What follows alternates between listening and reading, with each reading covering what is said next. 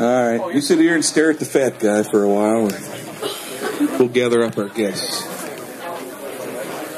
Is everybody doing all right tonight? Everybody fine? Woo! 22. This is 22. Wasteland 22. We hit our 12th year anniversary. Woo! Yeah! 12. Yeah, people have been asking me a lot lately because we only had dates through next year posted, but I did sign a contract last week, so we're good through 2016, unless I have a giant heart attack or something. Awesome. You're still expected to show up. Yeah, I'm still expected to show up. Yeah. I promise if I die, you all get to come and kick me. That's worth $30 right there. Yeah. Yeah, we just signed the contract, so we're good through 2016. You know, on the flyer, did you see the flyer? I mean, like, we're a B-movie show, so, you know, if you want an A guest, go anywhere else. But I didn't even have I had 3 guests as of Tuesday afternoon. I actually did the flyer Wednesday night after guests got back to me and sent it to my printer and said, can you have it done tomorrow? We're really going to open. So it's looking pretty good. Just before dawn reunion, a whole bunch of people you've never met that aren't anywhere else, because that's what Wasteland does. And Sergio Martino, who had to cancel due to work, we've got him. He's coming back. He wants to be here. Honestly, he didn't hose you. Work is an acceptable thing. Yep.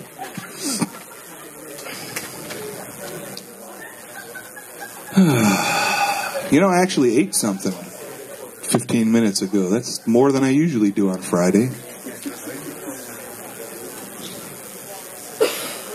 Look, Fred's in here early.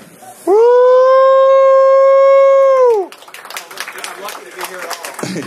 Ladies and gentlemen, Mr. Fred Olen Ray sneaking in early. We usually make Art Edinger go and gather the guests. Do you know what happened to us? What happened? We got in the elevator and we were trapped between floors. We sat there and we used the alarm and we tried to use the phone, which sent us to an answering machine. We tried to use the cell phone to call the hotel, and we got their corporate office. And then I tried to pry the doors apart, and I pried the doors apart, and everyone was able to escape the elevator. I really thought we were going to be there. And ladies and gentlemen, all at once, welcome to Wasteland. Yeah! TV movies, you know, where 5 people are trapped in an elevator and one of them wants to eat you. I actually think that's a news story. We haven't had that one. Well, it's that one elevator, the one closest to the hallway there when you go in, so watch it. Oh, we call that the death box. I wouldn't take it coming back down. It was there waiting with the doors open. I said, I ain't falling for that again. Did you ever see that Danish movie, The Lift, about the killer elevator? No, but I did see the elevator. So I knew what to do. Try the doors open. Look, I have notes about my talk. You can't look at them. That's okay, I can't read. My eyes are bad, too. Hey, look, the AV guy showed up 2 minutes before time. Woo! Yep, he was drinking. I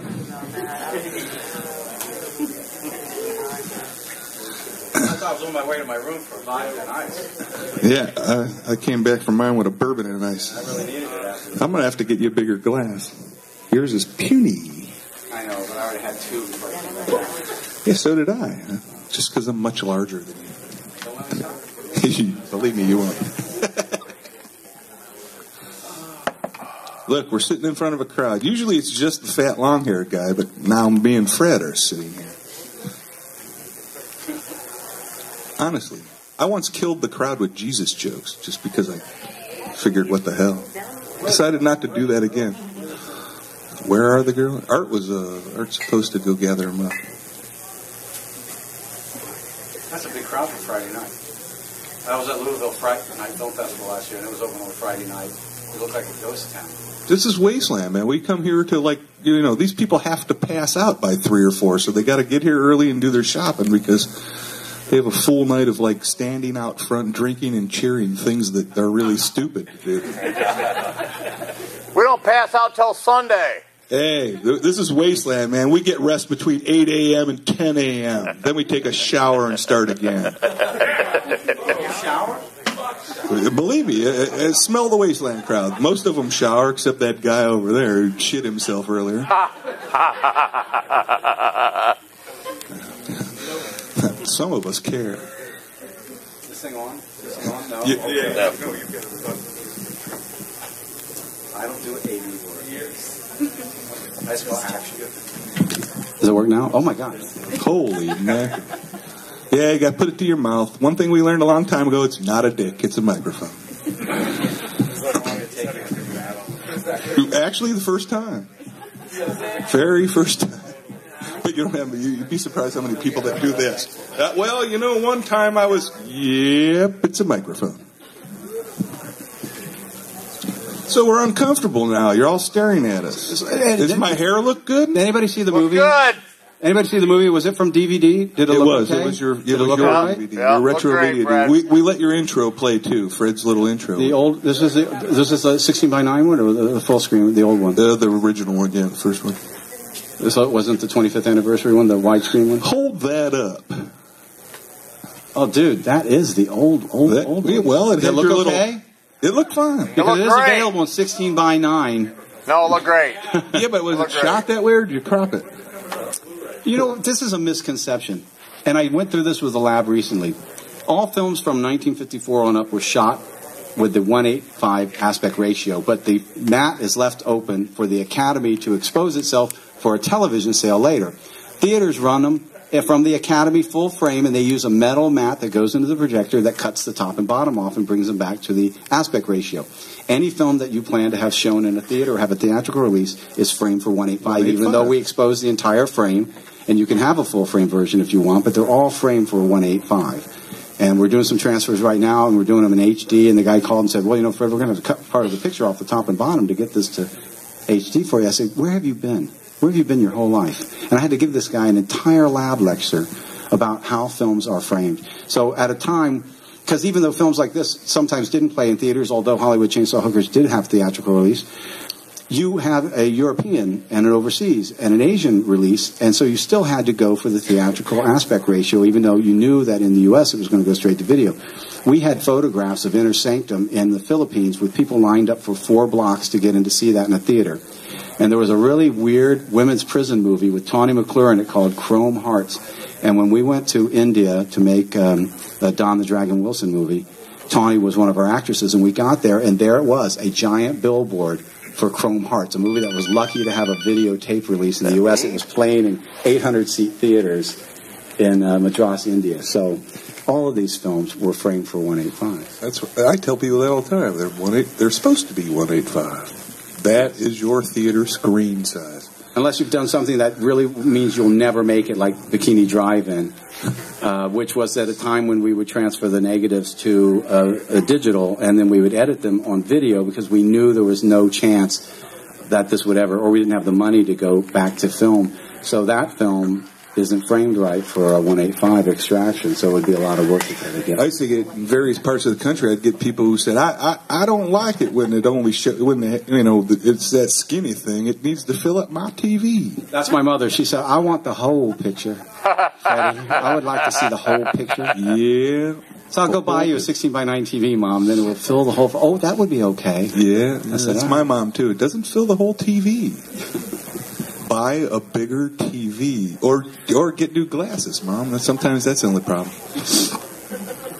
So we're still uncomfortably waiting for Art to bring in the girls. Ken, come over here. Fred. Yes. Hollywood Chainsaw Hookers. What was it like to work with Fox Harris? Fox Harris was a great actor. I'd seen him in Forbidden World, where they pulled his tumor out and fed it to the monster to kill him. So I loved Fox, and then he turned out to be one of the best friends of my wife at the time, Dawn Wildsmith. And so Fox was one of those guys. He was a funky guy, just like he is in the movies, and he was always broke. And so every chance I could get to give Fox a job, I did. He was in Armed Response.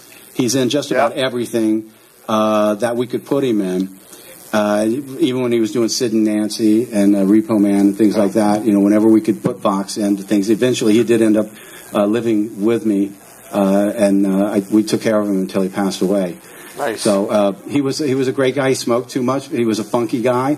And the people who did Cafe Flesh had made a play, and it was called Jackie O. And it was a very bizarre play in L.A., and he was one of the stars of this play, so we got to go see him do that live. And he did, I think, Dr. Caligari, some kind of, Yeah, you know, he was my in mind that. is kind of Yeah, blurred he on was all in that. It's that, been yeah. 20-some years, but he was in something about Dr. Caligari. Yep. But he was a great guy. He was a very funny guy. He used the name Jerry Fox in some of our films because they were non-union. So, but you can see him in a lot of stuff. I think he's in a lot of our films. He was a great guy. You supported a lot of guys like that, or like Robert Corey was one that, you know, it would be like, you know, I loved Robert Corey. We had him here. We got him out here, but you used him several times, and like, wasn't he running from the tax man for a long time? Well, Bob owed so much back taxes he couldn't get his residuals or royalties anymore from his films. The tax people took his money before it ever got to him. And so he had to get, you know, you had to try to bring him in and pay him under the table or do this or do that. And we supported Bob for years because he was like a member of our family. And, you know, again, I had the unfortunate task of having to convince him to move into the motion picture home and take him over there. And because he was certain that he wouldn't last there. And I said, well, you know, Bob, there's people here to help you. There's a hospital and facilities. But he was right. He didn't last probably more 6 or 8 months. And then we had the sad task of having to go and clean his apartment out at the motion picture home, and I couldn't bear to throw his stuff away, figuring that someday I'd meet a fan of Robert Quarry who wanted this, and so I kept his eyeglasses and his canes and I love all Robert. These. We had His Anne Radcliffe Award was in his room too. Does anybody remember? Was anybody here? Robert Quarry? Oh, who doesn't remember? He was an awesome dude. The first time I met him was like weeks after he had like a triple bypass, and we went out and had a smoke. Nice. You know what though? At the end of his life, he stopped smoking. He stopped smoking. You know, at the end of everybody's life, he stopped smoking. When he was here at Wasteland, he asked for a handicapped smoking room. We just gave him a smoking room and an ashtray and said, "Fuck it. What are they going to do?" Yeah, handicapped smoking. I thought that was awesome. And about $20 worth of junk food. He was a gourmet chef, though, and he wrote a lot of cookbooks and stuff. Yeah, I know, but that was what made it so funny, is he wanted a handicapped smoking room, and we went and dragged him down the street for about $20 worth of junk food. And he was like, "I'm fine." And he was no hassle all weekend, and awesome. I really liked him, too. Okay, well, the girls are fashionably late. They might be doing their hair. Michelle said she wanted to brush her teeth before she came. I don't know what she's going to do, to. smile? I don't want to go there. I don't know. Yep. Okay, well, you know. Anybody else have a question for just Fred? You can ask. How tall am I? What drive-in did you shoot Bikini Drive-In at? It's a drive-in that I think it's listed there. It's the El Monte Drive-In in El Monte. And they were open during the summer, but they weren't open in the fall. And it's a funny story. Jim Wynorski and I had made Dinosaur Island, and we finished the movie and we turned it into Roger. Thanks. And Roger gave us our paychecks. It was $25,000 each. And I said, this was the difference between Jim Wynorski and me. I looked at the $25,000, and Dave Hewitt was trying to get me to become a member of the Magic Castle. It was like $1,000. I said, you know what? I'm going to do that because I'll have fun there for years to come. And I looked at the rest of the money, about $24,000. I said, I think I can shoot 4 days of something with this. So I came up with this Bikini Drive-In movie, and we shot everything that didn't have a drive-in in it in 4 days for $24,000. Jim took his $25,000, took Tony Naples and another girl, and they went to Hawaii. And they went through all of the money in Hawaii. And I then had to raise the rest of the money, and I didn't get back to it until January 15th or whatever, the night of the huge earthquake in L.A. And we went back, we filmed the drive-in for 2 days, and the earthquake hit right while we were filming, the girl dancing on the hood of the car. And we continued on because we didn't know how much damage it was until we got home. We saw that our houses had all been wrecked and stuff. And people said, "Fred, how could you keep shooting?" I said, "I had 5 shots left. I had to do it." So, but the drive-in was very expensive. I mean, it was $24,000 for the first 4 days. But to go to that drive-in, light that thing up, bring all those cars and do all that stuff that was there, took the rest of the money. I mean, the whole movie cost maybe $125,000 total. But it was the El Monte Drive-in, and they had a chain link fence around the marquee because the vandalism was so bad in that neighborhood. So I said, "Look, we'll use it as a go-go cage. We'll put girls in bikinis dancing up in the cage," and we did. Resourceful. Well, look who decided to join us, ladies and gentlemen. Give us a hand, Mr. Fred Olen Ray. We've kept your attention with Linnea, Quigley, Michelle Bauer, and my partner in crime, Mr. Art Edinger. Well, we kept him amused for a while, girls. So glad you can make it. Oh yes. I told him you were brushing your teeth. We did. We brushed and flossed. We poured a drink, so we were quick. Here. I know it's time to cut. Hey, we just watched Hollywood Chainsaw Hookers, though, and out of all the films that that all of you, all the films that Fred made, all the films that Linnea and Michelle were in, is this one that people remember? I mean, like, people talk about it all the time and ask me if it's going to come out again, and but do you find it? Out of all the things you did, do you find it weird that this is one that everyone remembers? Oh, honestly, you're asking us? Yeah, it's like an open question. Yeah, there's a button. Okay. Oh. Yeah, when the light turns green, you can talk into it. Hopefully. It's green. It's good. It's on. Okay. Thank you. Mindless. I was really surprised that Hollywood Chainsaw Hookers took off like it did. Weren't you, Michelle? Yes. Michelle is a woman of few words, but many other things, many other talents. We had discussed before that it actually got a theatrical release, and then it was very popular on cable TV, and it's just lasted the test of time, is what I'm trying to say. It has. I mean, having Leatherface in it, and Michelle, and all these crazy people, really worked. What about a sequel? What about not? I think Hollywood Chainsaw Hookers it's like Pinocchio and Snow White. Every 5 years there's a new audience for it. And it's just a funky, weird title. I think what really helped us is when Maxim magazine came out and called it the 4th greatest B movie of all time in their top 50 B movies issue. Oh, I forgot that, yeah. And it got a lot of, it was at a time when people, the titles had a lot of things to do with it, and we thought it was a really catchy title. But I will say this, that we've traveled around the world.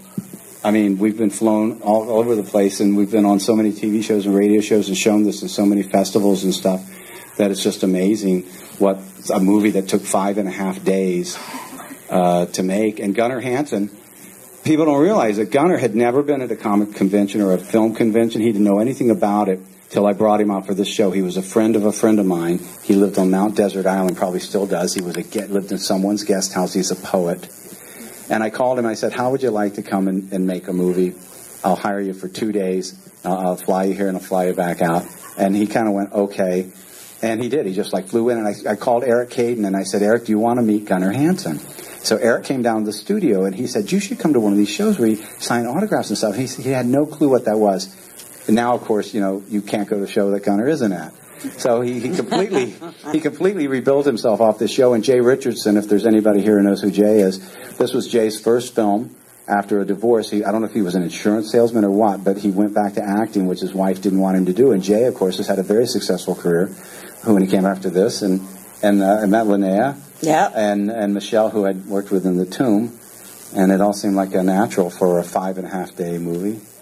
Oh, yeah. It was on Memorial Day or something like that.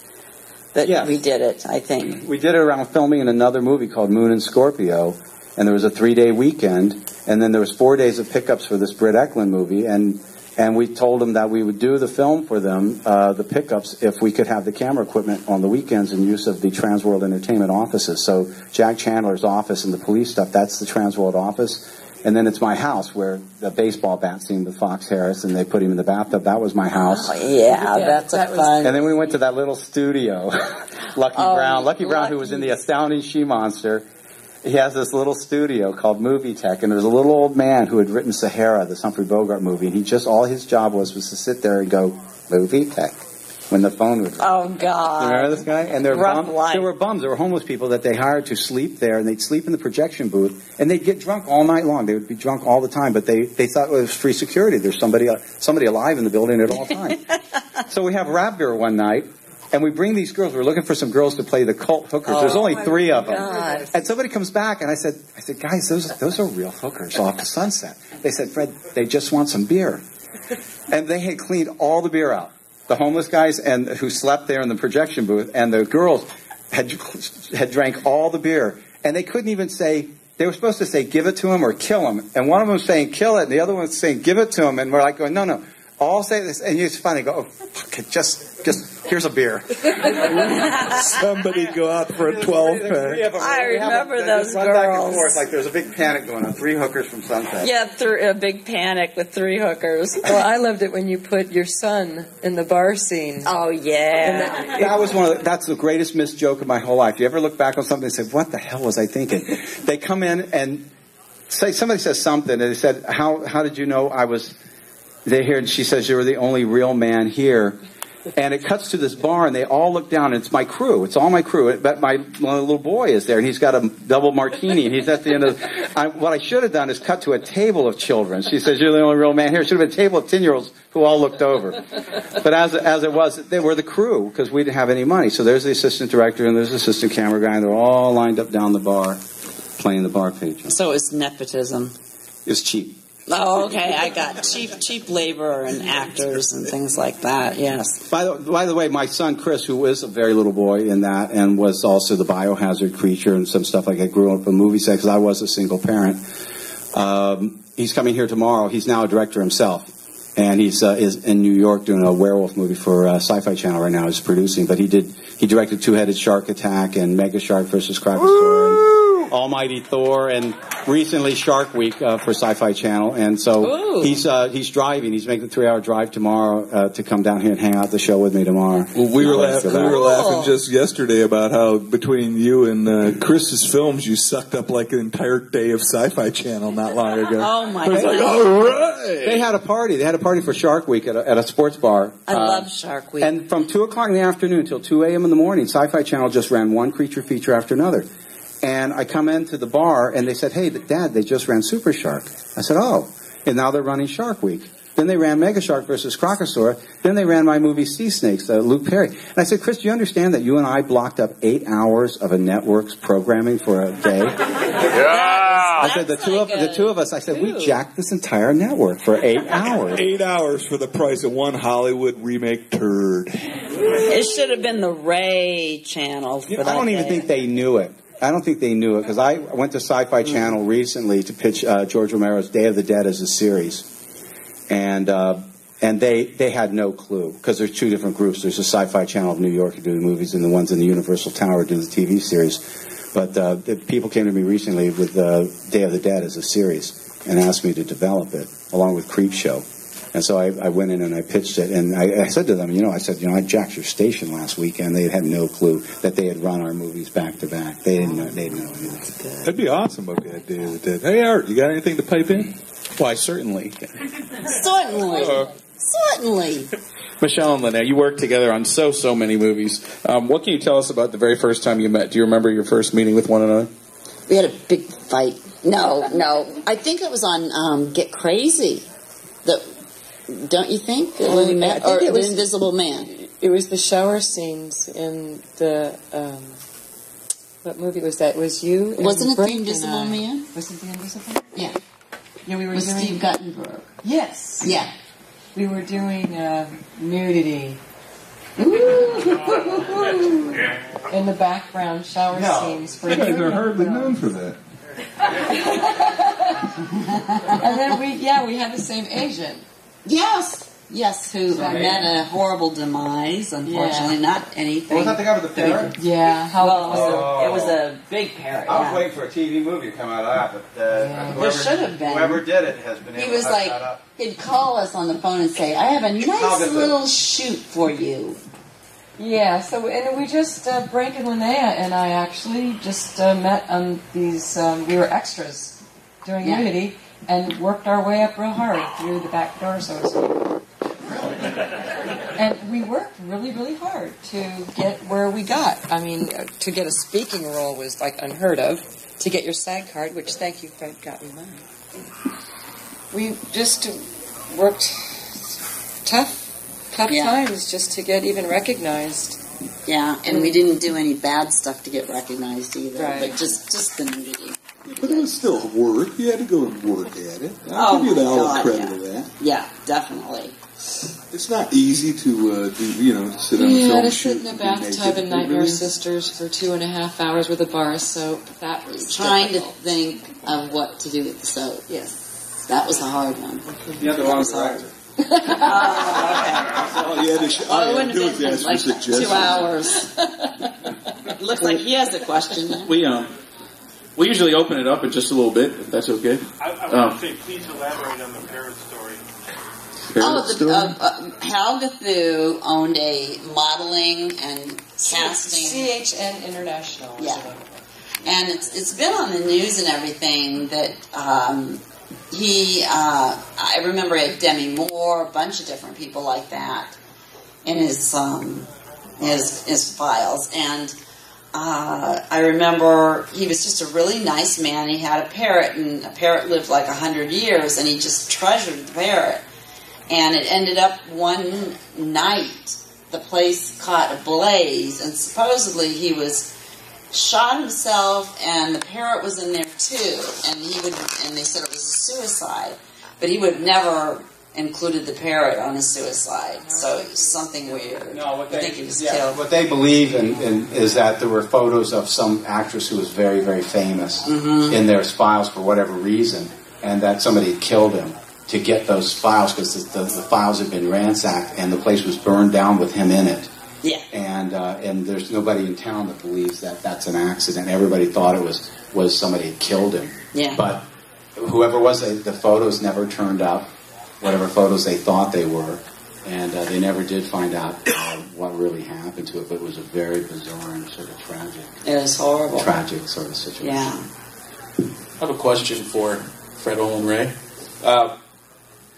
Growing up a little bit too late to have experienced the grindhouse theatrical experience, growing up in like the video generation, the Sleaze Mania tapes were very, very influential to young people like myself in getting exposed to exploitation. How did you get involved in those Sleaze Mania tapes?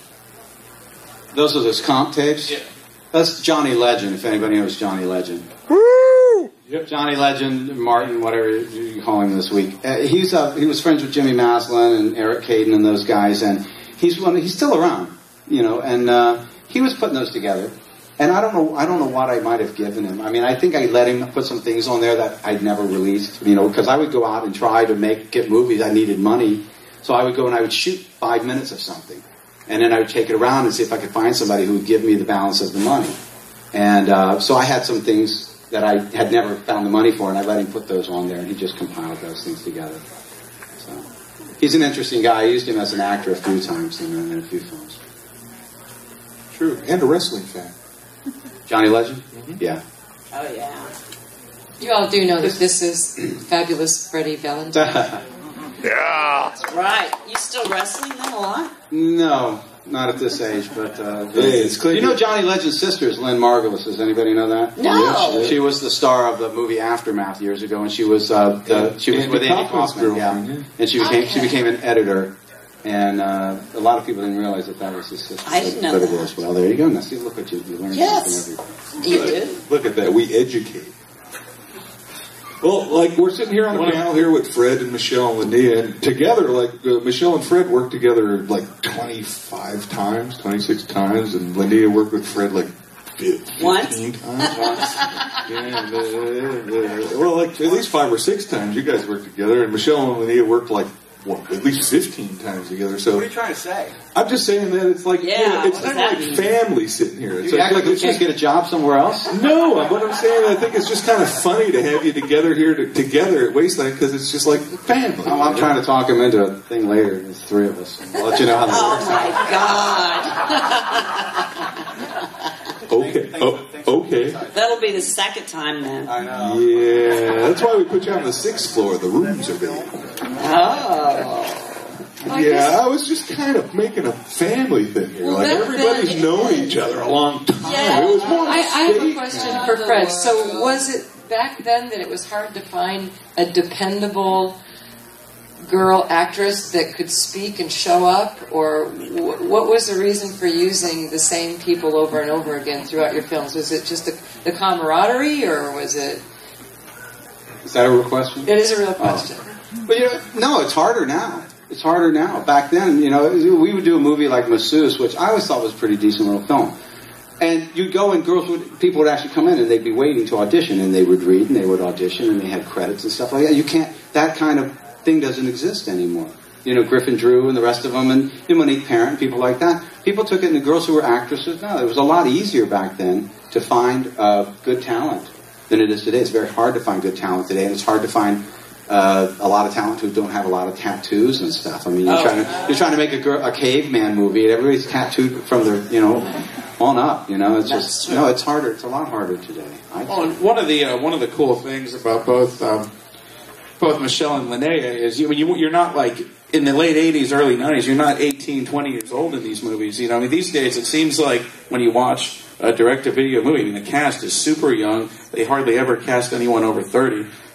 What do you see changes in the casting age-wise these days? I'm asking you. Oh, I used to have them play college girls because you can go to college at any age. I never tried to pass them off as high school girls. No offense, ladies. Oh, okay. But anybody can go to college, so you make them sorority sisters, right? Yeah, exactly. It doesn't matter. It doesn't matter. So the thing is today is like, I have this whole rep and all that stuff, but if you really look around, what I've really been doing the last couple of years is I do Christmas movies for Lifetime Channel, and I do Christmas movies for Ion and stuff like that. And it's like your stars are going to be a little older. Because anybody who is under 30 and is a named star is a real star. They're going to get $500,000 and up to be in your movie. If you have a name value and you're under 30, you are a real star. So what you end up doing is you end up going into people who are a little older, into their 30s and stuff, and a little older in their 30s. So, I don't mean to say it the wrong way. Old. Oh, but I mean, it's like the young kids now that are stars are real stars, and they're high paid. And you can't, even friends of ours like Amber Tamblyn, I can't afford Amber, and she's one of our best friends. But, she's got a career, she's got to look out. And I'm not going to pay Amber. I used to tuck her into bed at night, and I'm not going to pay her $1 million to show up. No, exactly. But that's what our agent wants. And there were days I would have paid her $1 million not to show up in my house. Oh, my God. It's not good there.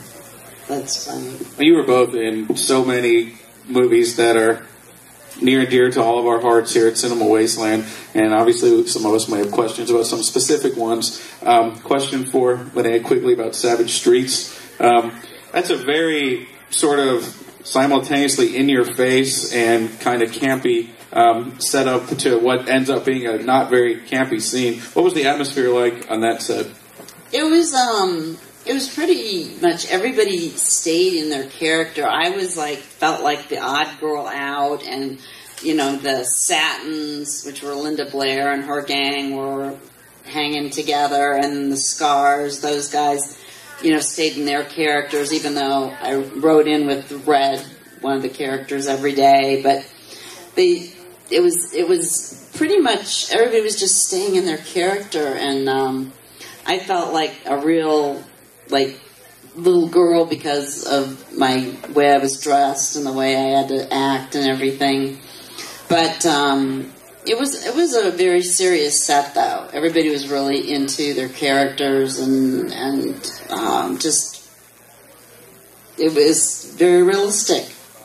And when you're now that most independent movies are no longer shot on film and are shot on video, I mean, do you feel the atmosphere changing radically today when you're on a film shoot? Yeah, it doesn't seem like a film. The first time I did one on video, I felt like I'm not really doing a film. It was really strange, and now they have cameras that videotape you, and you're like, oh, you're going to take my picture, and it's a real camera. But yeah, it's not the same. I miss hearing check the gate and all those little things, and when they changed the film bags and everything, and you had to get it right because you were, using film stock. Yeah, I never believed in any movie I ever made that they took more than 5 days. When someone said to me, I was on a movie for 3 months, I went, yeah, right. It doesn't exist. Well, what I think is funny is you girls were just talking about film, the clapboard and starting it, but what a lot of people here probably do realize is that, the term Scream Queen was termed around U2. And I mean, not just U2, but U2 were part of that. And to me, Scream Queen always meant actress on film. Where today, I do 15 of these shows, and Scream Queen means young girl with nude photo. Yes. And to me, that's not at all. They've destroyed that term, where I always thought it was actress in B-movie, and that's what I liked. I used to love to see movies with Scream Queens. I used to, I don't go to too many of these shows, and people may have seen me in a couple places, but I'm not really a regular at anything like this because I have a business to run. A life, and we'll still work. Yeah, well, I'm still working. But I would go to some places like Chiller and stuff, and I'd see girls and stuff set up, and they'd have photos and stuff, and then they'd say, "Now, what do you do?" "Oh, I'm a Scream Queen." And I said to one girl, and I said, "I'm sorry." I said, if I haven't heard of you, and Dave hasn't heard of you, Jim hasn't heard of you, you're not a Scream Queen. Oh. I said, no. I said, if you haven't stood in waist-deep swamp water at 2 a.m. in the morning on a Roger Corman movie, you're not a Scream Queen. You haven't paid your dues. If you haven't gone through that mill and you haven't done that job, and I still say check the gate. I do it just for laughs. Oh, good. Good. Well, all I know now is, ladies, I refer to you as the original Queens of Scream. Because screw the term Scream Queen. There are Scream Queens, and they're allowed to call themselves that. But the original Queens of Scream will always remain near to my heart. I think that whole genre died in 1993. Oh, yeah. By the mid-'90s, the Scream Queen term was killed and stomped in the mud. Yeah. It really was. Because there was nothing, the film was, it was just phasing out. Shot on video is not a Scream Queen. Well, I mentioned that we had worked so hard working our way up through, like, Fred's saying, from the locker room background scenes and finally getting a speaking role and then meeting these guys and getting these parts and then getting a following and the years that went into that. And then for a girl to come up and say, I'm a Scream Queen, I got upset because you didn't go through what I went through to get where I am, and it really, really bothered me. It really upset me.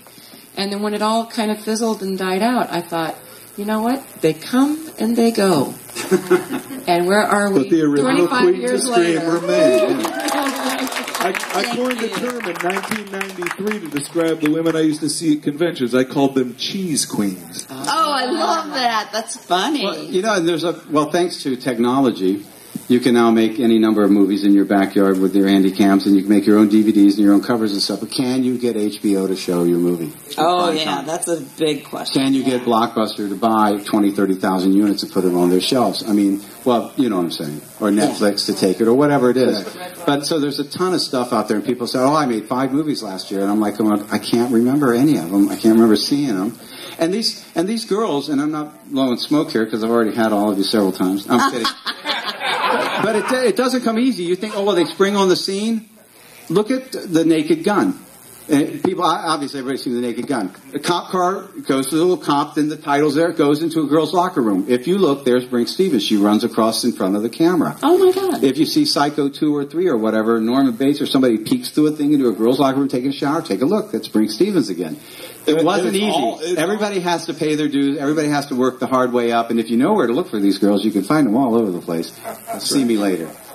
Oh, yeah. He'll tell you the deep, dark secret. But no, you'll pan across things, and all of a sudden, you'll see somebody.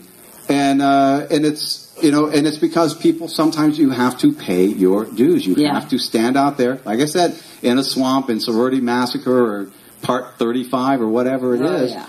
And, and people sit there and you complain. You go, oh, God, Roger Corman's so cheap. He doesn't want to pay overtime or golden time today. Let me tell you something, folks. There's a lot worse things in this world you could be doing than to be working in a union movie for Roger Corman at his studio on a show that's going to play forever, that's going to get all the distribution. And we were talking about an actor recently who had come in, and I had offered them a role. And they said yes to the role. And 3 days later, they called up and said, you know what, this is just not important enough for me. And I said, well, that's okay, because John Snyder took the role, and the movie plays 5 times a month on Sci-Fi Channel, almost every month now, and the other actor hasn't been in anything that's shown up in the last 2 years. And I'm saying, well, I guess that's the difference between the job you took and the job you didn't take, is the job you didn't take is everywhere you want to be. It's just like Visa. I love that. Yes. But I like John Schneider. Don't get me wrong. I thought he was perfect for the role. I mean, sometimes people do you a favor. Sometimes the things that happen that aren't really great turn out to be some of the best. Well, you had a wonderful. I mean, like, look at the movies you made. You got to like cast all your childhood heroes too. I mean, like Buster Crabbe, Kirk Ellen, even Bob Corey. We just talked about. And you always made the joke that, I used them all. When they needed the money, I got them on their way down. And you know what, though? But that's not what he meant. What he meant is, exactly what I thought. Because it's horribly paraphrasing the drunken bar room conversation. If they were alive and wanted to work, I would give them a job. Exactly, and that you would give them a job. When no one else wanted to. There was a reason why people didn't hire Aldo Ray. I mean, there were reasons why some of these people aren't working. John Carradine, I mean, who wouldn't want to direct John Carradine in one of their early careers? I mean, the guy walked, he was bent over, he looked at his shoes the whole time. And I said, Fred, why doesn't he ever get up from behind the desk and go somewhere? I said, there's not enough film in the magazine to shoot him getting up and walking over there. We don't have the time. It was awesome. Michelle knows because she was in that movie. She was in that first film that we used John Carradine in. But we had this discussion just yesterday about how all of them would have been so cool Wasteland guests if they'd just survived. Cameron Mitchell, Aldo Ray. We were like, the notorious boozers would have just fit right in. How about Lee Van Cleef? Lee Van Cleef would have been a great guy. Awesome, dude. A little grumpy. But the movies that we did, we didn't make a ton of money on them. What were we making, a couple $100 a day? Yeah. And we were doing it just for the love of the film. And as a matter of fact, if Fred called me tomorrow and said, hey, I'm doing something, I would never say how much. I'd go, where and when. That's the way it went all over the years. Was I got a project, you in? I'm in. The Hollywood Chainsaw Hookers. Mm-hmm. Hey, I got this thing. I want to be Mercedes. Okay, come on, show up, be on set, blah, blah, blah. That's just how it was. And then we went to trial with SAG and lost all the money we've ever made. For working non-union. So I went financial core, which means that I can work on union and non-union. Yeah. Well, they fixed all that. Oh, it's all fixed? Yeah, right. No, I'm telling you. Under the new SAG ultra-low budget deal, you can mix non-union actors with union actors, and you can pay a union actor as little as $100 a day. It's gone backward for the actors. Yeah, it's gone backwards. I mean, I don't think in my early days, I don't think I ever paid anybody $100 a day. I mean, I've paid full union all the time, but we never would have offered somebody $100 a day. I mean, that was, but now you can do it, and you get quality actors. You can't believe the actors that show up for $100 a day. Go ahead. Mark Hamill? Yeah? Yeah. If you want to work, you work. Let me tell you, is anybody here Dark Shadows fan in the original? Actors are actors, though. Okay, Super Shark. Jerry Lacey's picture comes through. And I said, I'd met him years before, and we didn't get to hire him. And it was $100 a day. I said, I'm too embarrassed to ask him if he'll do this. I said, I want one of my assistants. I said, I want you to call this man. Tell him it's $100 a day. If he wants the part, he's got it. He doesn't even have to come in. They said, Freddie's going to do it. Whoa. I said, okay. So Jerry comes out. He does a great job. So then we do Hatfields and McCoys. And I got Christian Slater to play the governor of Kentucky, and I need a union officer. I said, call Jerry Lacey. Jerry said, I'll do it. Jerry took me to lunch, and he said, Fred, you have revitalized my career. I have an agent now. I have a manager now. He goes, I go on 4 auditions a week. He goes, my entire career has turned around from not the $100, but for the parts I gave him and the exposure and the quality that he got on network television. So it's not always a dead-end street. No, but me and Art have done dozens and dozens of these talks, and the one thing we can say is actors act. I mean, it's not the $100 a day. It's acting. And you see on the way up the people you see on the way down. Exactly. So you have to be really careful about how you manage yourself with the people that you work with. Mm-hmm. But actors will always act. I mean, like if it's not inconvenient to be on that set for a day, most actors will act. That's what they do. It's your job. Yes. And I want to thank, from the bottom of my heart, Fred Olen Ray for my career, because I think I owe him everything. Well, absolutely. But they were actually so many fun films. I mean, that was, it wasn't the money that everyone was paid, but the films have lasted. To everyone here, the films you were in are quality B films. That's what we're celebrating right now. They were fun. Yeah. And Michelle was saying last night that she lives in a nice suburban neighborhood, and she doesn't talk about her acting career to anybody, and What'd you say? A 65-year-old woman stopped I knew you were you? going there. I knew you were going there. My neighbor As you said, two doors neighbor, I down could hear her lining up. saw Sexual Witchcraft, which was one of Fred's movies. And I played a snoopy neighbor like a Mrs. Kravitz. And she pulls up in front of my house and goes, "Hi, Michelle. I saw you on TV last night. You were the snoopy neighbor." And I'm going, oh my gosh. And first of all, I'm thinking, okay, what is she doing watching that? Right? And then she spouts out, and I'm looking around to see if there's any other neighbors. "I didn't recognize you with all your clothes on."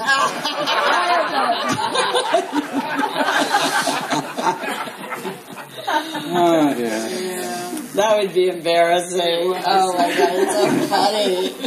What was she doing in her little PJs watching that? Well, speaking of low-budget films, for Linnea, did it ever pan out? One of my favorite no-budget movies was Nick Phillips' Crazy Fat Ethel movie. But there was like, is that going to happen? That remake? I hope it will. It's that movie's great. I love that movie. Yeah. And you and Felicia Rose, who's got back into acting after the atrocious Sleepaway Camp 1, which I like 2 and 3 better, because Sleepaway Camp 1 was a boring slasher with one payoff ending.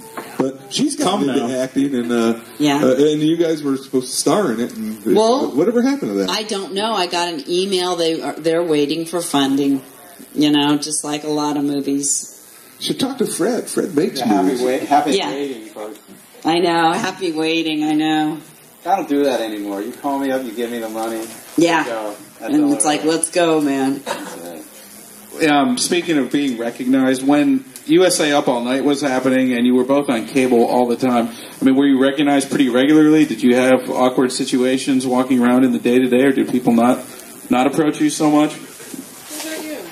I got recognized, the day that I had, some pimples, or, I looked horrible, or, I forgot to wash my hair, or something, and it was always like that instead of, when I was, nicely dressed and stuff. That's when they'd recognize me, and when the USA, I did get a lot of people just staring at me like they knew me from somewhere. Isn't that a weird feeling? Yeah, You're going, oh my God, they've seen my boobs. Yes.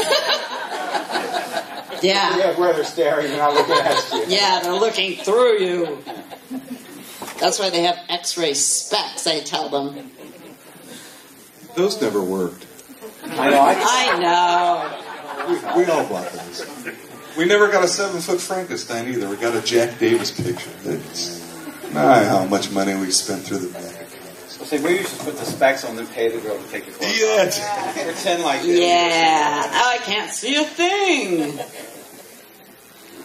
The three of you have such long filmographies. We could go on and ask a million questions about the individual films, but maybe we should open it up to the audience. Who has questions for the esteemed? You've been patient. Well, we've had a good time. Very patient. Here, we got one right in front. Yeah. So, USA Up All Night, this airing of Nightmare Sisters, I've heard the rumors for years, I never actually saw it, that you guys reshot all the nude scenes with Billing and the scene in the bathtub with you holding balloons and stuff like that.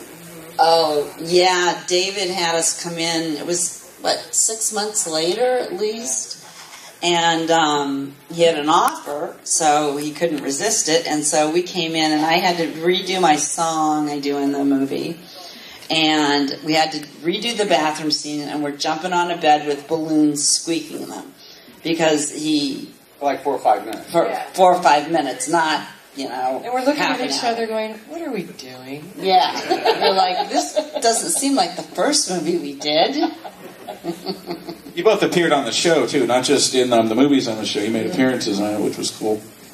Yeah. We used to do the fun wraparounds. And were you ever there when we did the... No, you weren't there that one, where we did the lipstick and had to all do it in tandem? No. Okay, thank God you weren't there for that one. Anyway, go ahead. Yeah. I just wonder, you guys have been talking about, how you love what you do and everything. I wonder, is there a movie that each one of you that you wish you hadn't done? Yes. A movie? Can you name it? There's a few, yeah. Animals. You're the first person that said that. That was the first movie I ever did on video. And for some reason, I don't know, it opened up with this music that was really weird, and it says, special thanks to Mom and Dad. I just knew it was going to go fall away. You got to suss these films out before you agree to be in them. I know, but they said they had, the cinematographer from, if you remember, China Beach or whatever, and, he got sick being in the plane, vomiting, taking aerial photos. And there's the ones that you do that you're sure going to go nowhere, and they go, like, for miles and years, and then never stop showing. Yeah. Don't even look at me. Yeah, I did a movie one time, and I swear to God, I'm embarrassed to say this. I never read the script. It was a feature film, and I went on the location scout, and I said to the AD, I said, quick, tell me what this is about. And he said, it's about this, and this. I said, great. I said, that house looks just great. I want that house. And I would come in the morning, and I would, because people don't work, because Michelle and I were talking about the scripts. You don't work from scripts anymore. You come in the morning, and they give you just the scenes that are being filmed today. There's a call sheet, tells you the order, what you think the order will be, who's in them, and by number. And you get the sides. They're called sides. That way you're not carrying around a 90-page object all day. You get a 10-page object, or sometimes a 20-page object. And you just go from that. So every day I would simply look at the sides, see what the scenes were, set it up the way I knew it should go, and call action. And it was called, and you know what, it's funny too, because it was part of a French television series that were being shot in 3 episodes each, and then they would be made into a feature. And they were shot at Roger Corman's studios, and it was called Emmanuel 2000 or something. Oh, no. With Holly Sampson. And it was the last of the episodes. It was week 14. I was the last director to come in. And it was like being John Malkovich. She had something that glowed on her forehead, and a necklace or something. And it was very confusing to me. I didn't understand what it all meant. And so I went to the star who played Emmanuel, and I said, what's the deal with the thing that's flashing on your forehead and stuff? She goes, well, you're the director. I thought you could tell me. I said, I'm the last guy here, honey. This is week 14 of 14. And we just went, okay, just call it a day. And it was the only one of those Emmanuels that was picked up by Showtime and run as a feature. It's the only one that ever came out on DVD, so I must have done something right, sleepwalking through it. Just shows you, experience will out. Good. Experience will out. Did you use a pseudonym on that one? Or your name? You usually use your name. No, I don't. Usually? Oh, the man has more. How many pseudonyms? You know, one time Andrew Stevens and I we were all being sued. And we were in a deposition. And they asked Andrew, because this is where we started doing this, because Andrew had so many pseudonyms. He used Hugh Janus. And he had all these. He had Tom Papadopoulos. I mean, we're in a deposition. And they said to him, Mr. Stevens says, why do you use so many pseudonyms? And Andrew said, because it amuses me. And I got to a point, and I know, I'm sure there's a lot of days where you just like not to see your name in print anymore. You just don't want to see it. When I started out, I was very interested in establishing myself. After about 4 or 5 years, I was done with that. And I used to tell people that the only place I wanted to see my name printed was on a check. I said, I don't want to be famous. I don't want people to talk about me. I don't want you to think about me. That's why I've been trying to get into television. I said, I would like to disappear into TV. No one knows who directs Desperate Housewives. I want to be that guy. I want people you don't need to care about me. I'm not interested. That's why I don't go to these shows. That's why I don't do interviews and stuff. I don't care. And so I'll put anybody's name on there. I like Dark Shadows. Roger Collins. Put his name on there as the director. That's how I got to be in a movie called Save Me. There's a real actor named Roger Collins. Who knew? And because I use that pseudonym now, I get credit on the IMDb for movies and stuff I didn't make and I'm not in. Now you sound so cynical. I'm not cynical, but there is a point. First of all, I'm not glamorous girls with books of photos like you guys. It comes to a point where it's a job. It's a job, and it's a job where I get up at 4 a.m. so I can walk around the house for about 45 minutes before I have to get in my car at 5:30 and drive down the freeway, and then stand on my feet for 14 hours a day. And they listen to people whine and cry about they don't like their wardrobe, or they don't like the way their hair looks, or that dog bit them. Or what do we do now? And everybody comes to you. You know, do you think you can get something for a vegan on this lunch line? What the fuck do I know? Do I care? If I could change my name on the call sheet, hey, who's this guy? I mean, where's the director? I'll do anything. It's a job. I want to show up. I want to do a professional job. I'm a member of the DGA. I'm a member of the Producers Guild. I do all the things I need to do, and I do them to the best of my ability. And that's it. It's a job, and it's not even a 40-hour week job. It's a long, hard-ass job, and you guys know. It's very tiring at 2 or 3 a.m. in the morning. It can be very tough. I had to laugh. I was on IMDb once, and I saw this picture of Fred, and I swear to God, under it said like the 25 worst directors. And I said, and I got mad, and I clicked on it. But I clicked on it, right? Because I saw this picture, and I got mad, and I clicked on it, and then a list came up of all the directors, and I said, motherfucker, everyone who's alive has damn near been at Wasteland. All but 2 or 3 on that list, and I got even madder. Yeah. But now Fred's here, so I'm down to like 2 on the list. Fuck you, IMDb. Yes. Honestly, I got mad because I saw a little picture of Fred there and it said 25 worst, and I went, God damn it, and I clicked on it and I went, oh, son of a bitch, we've had all the living ones. Oh my God. So, I just thought it was great. To me, I just looked at that and said, well, you know what? That's a compliment and a half, brother. Because if you looked and clicked on the directors, they did a shitload of films where they say best director. Well, he did these 3. Well, you know what? Plenty. Other than Hitchcock and a couple other guys, they don't deserve to be on that list. So I just thought that was... And honestly, if it wasn't your little picture there, I wouldn't have got pissed and clicked on it. Yeah. Well, don't go on IMDb and check it, because it pops up randomly in a corner somewhere. Isn't that just an opinion? People didn't vote on that, did they? No. People vote, but look at the douchebags walking around the world. Do you really care what people think? Jesus Christ, look what the Republicans have to offer. Let's not get political. Go ahead, Doug. You got a question that gets us out of this mess? I got a question for the ladies. What was it like to work with Jess Franco? Good question. The man knew what he wanted. He had passion. He had passion, and he knew exactly what he wanted and exactly how he wanted it done. He was no nonsense, all business, but when you sat down and you broke the bread and had the wine, he was a good guy. Yeah. And I liked that he knew what he had in mind and got down to business, and there was just no bullshit.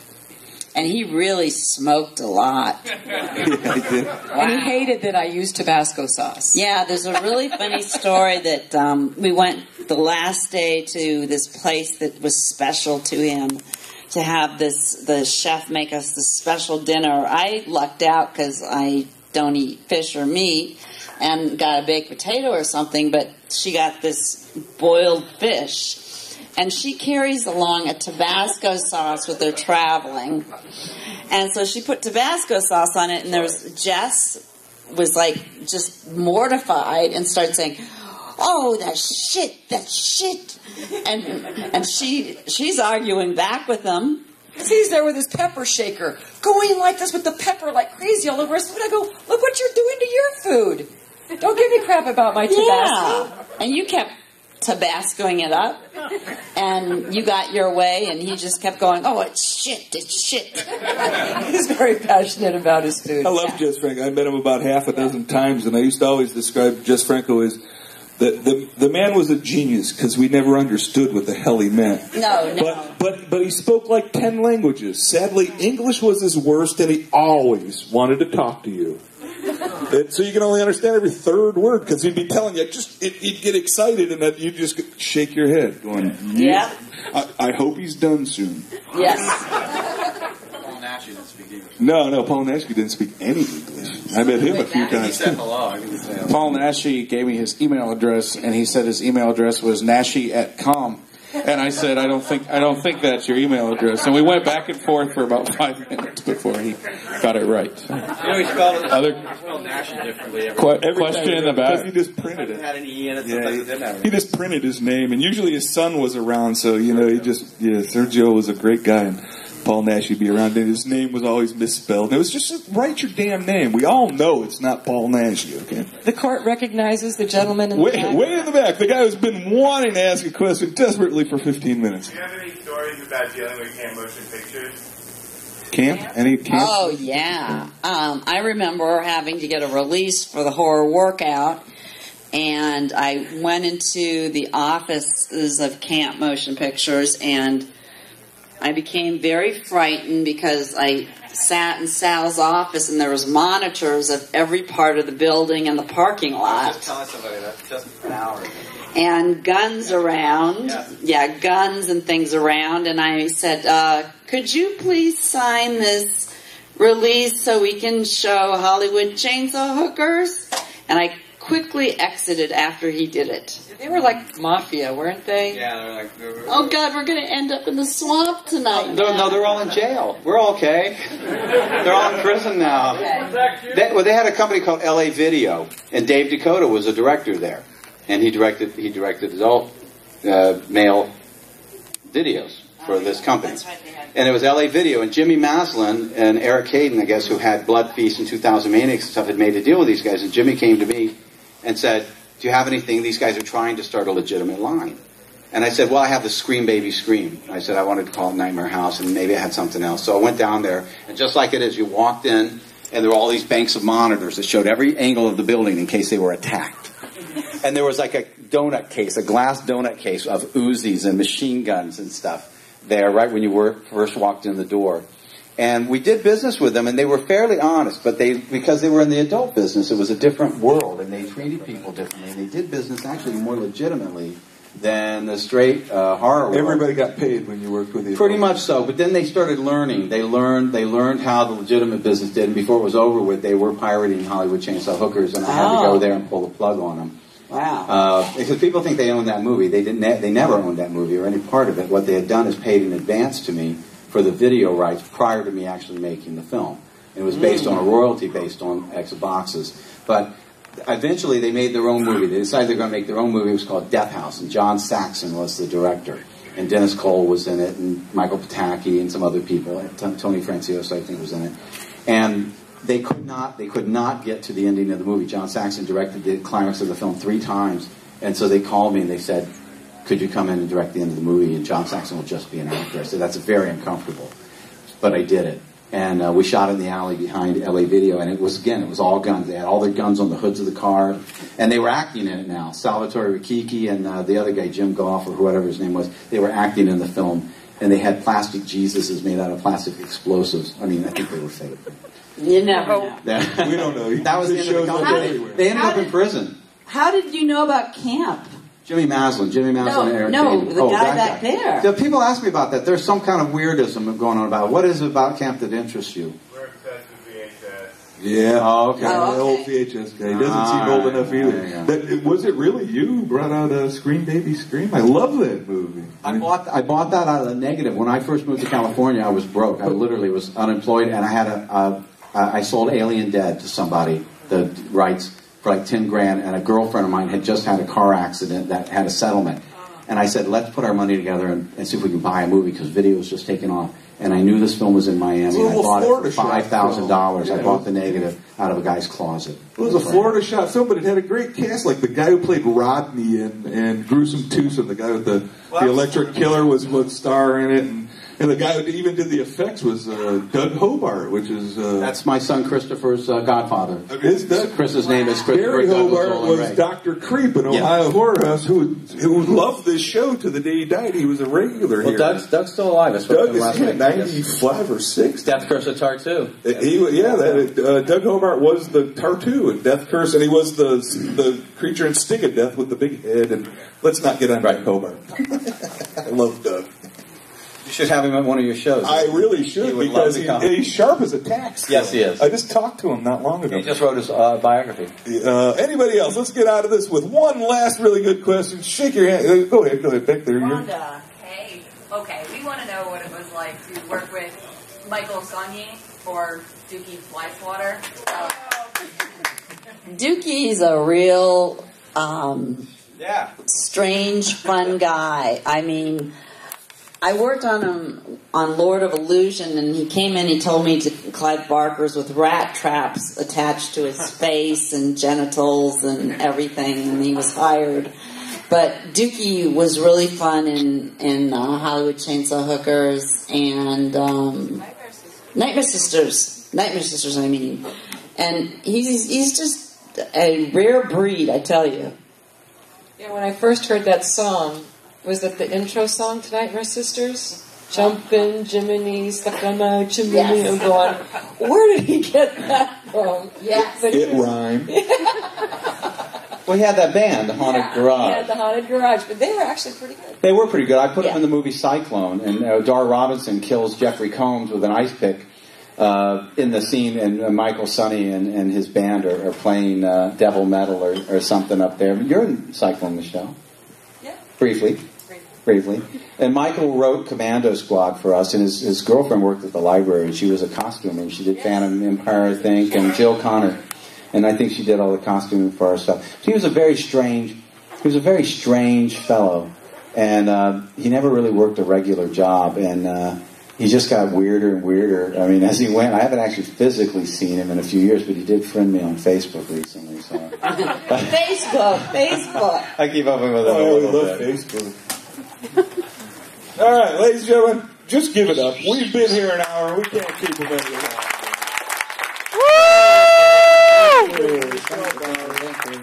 Visit them all weekend at their tables.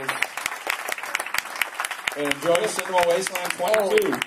We're singing in the rain. Yeah, remember, in about 15 minutes, our first film of the night, El Condor, Spaghetti Western with Lee Van Cleef and Jim Brown.